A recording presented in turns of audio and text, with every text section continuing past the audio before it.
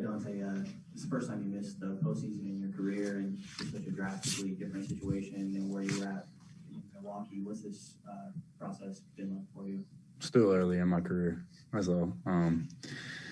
Yeah, I mean, I've talked about it multiple times. My focus on this team is growth. My focus on this team is building winning habits. And, we're not going to stop that just because, we're not in the playoffs. I think going forward, we're still going to compete. We have how many games left? Like 3? We have 3 games left. So we're going to go out there and we're going to play our ass off for 3 games, and we're going to play the right way and go from there and build from there. Just because we're not in the playoffs, we're not going to write it off.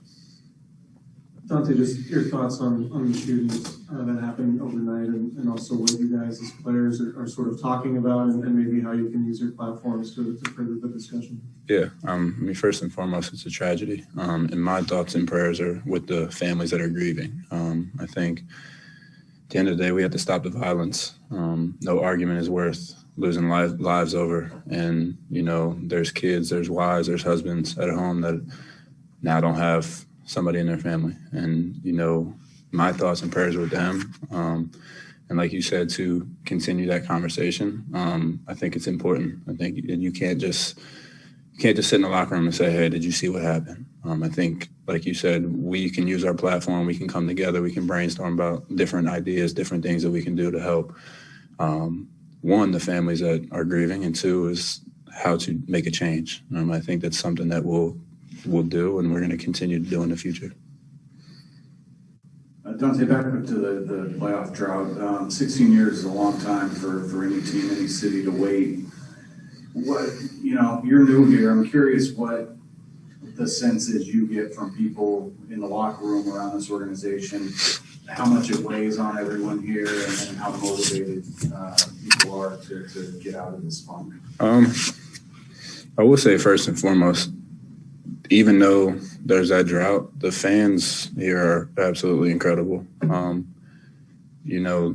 Night in and night out, they come and they're cheering and they're loud. So I said it a couple games ago, we have to give them something to be loud for us. And then building off of that, I think it hurts. I mean, coming from, a winning culture, a little winning environment where I was at, just trying to take those habits and, bring certain things that I learned over there from very successful guys and very successful people, and just trying to implement them here with, without coming in and just bombarding. Like, I know it all because I'm still learning myself. And I think our growth going into the offseason, going into next year is, we have to have guys that are on the same page. We have to have everybody on the same page. Coaching staff, performance staff, players, everybody. When everybody's on the same page, and then there's accountability at top to bottom, and you know what you're getting every single day. You can deal with a loss, and you can build off a loss, and you can do things when you have a cemented foundation. And I think that's something that we're trying to work on here, and we're trying to build off of. And I don't focus on the 16 years. I'm looking forward to trying to help this team make the playoffs. That's my goal. Donte, you developed out of a cemented organization program, basketball program out of Villanova. Yep. What is it like being in a culture like that? Being in a culture like Villanova?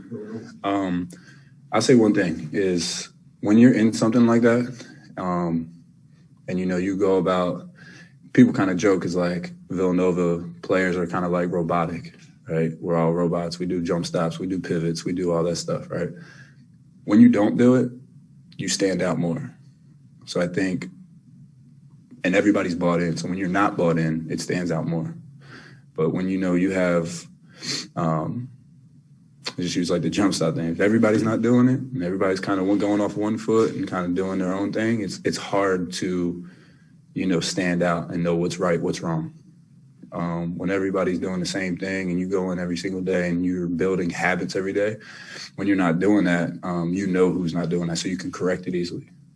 So that's something that coming from that program that I brought into the NBA is like how to adapt to the team, the organization I'm in, but still keep my habits. And for that is trying to show certain guys on the team, certain people on the team, like that listen, that buy in and stuff like that is, you know, what I learned and what I can give to them and learn from where they came from as well.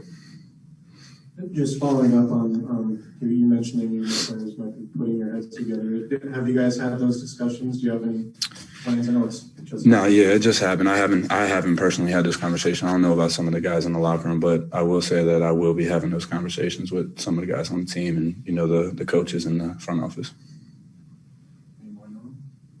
Okay, let's go to zone. Christoph, go ahead. Hey, Dante, hope you're doing well. With you, Davion, and the other guys, Harrison, De'Aaron Fox, Thomas, what makes you confident about the next season of the group, and what do you need to change to be a playoff caliber team from your perspective? I go back to the habits. You know, playing a full 48, you'll have stretches where, you know, we can't go down 21, we can't go down 17. Even in Houston, we were down 17. We came back and we fought back. You can't have that. You know, you have to be a team where, right, they may make a run, but when you look up, you can't be down 21 and trying to dig yourself out of that hole. But, you know, that group we had, I don't even know if it may have been the end of the third, early fourth. We made a run. I don't know what we cut it to. I don't know the full group that was in there, but the energy that group was playing with, the togetherness that group was playing with, and we were scrambling, we were fighting, we were scrapping and clawing, and that's what I think when teams make runs on you guys or us, sorry, you have to go back to that and cut a 12-point lead to 4 rather than a 21-point lead or 25-point lead to 14 because you're still not closing that gap. So that's something that we need to focus on going forward. Maria, go ahead. Hi, Donte. Hope you're well. How would you describe your team's collective effort against a team like the Warriors? And on the other hand, this is your third year in the league, so how important is it for you to be given opportunities to develop your game, take it to the next level, and, of course, succeed? You know, we got punched in the mouth tonight, but I always go back to, you know, you got to take the good with the bad. I think in that end of the third, start of the fourth, we made that run. We have to take that. We have to build off of that, that scrap and that claw and that energy we played with. You take, like I said, you take the good with the bad and you just build off of it. And then myself personally, just trying to expand my game, just trying to make the people around me better and make myself better. I'm not trying to go out there and try to get 30 just because now we're eliminated from the playoffs. For me, it's playing the right way and making the people around me better because ultimately that will help me. All right, thank you. Appreciate it.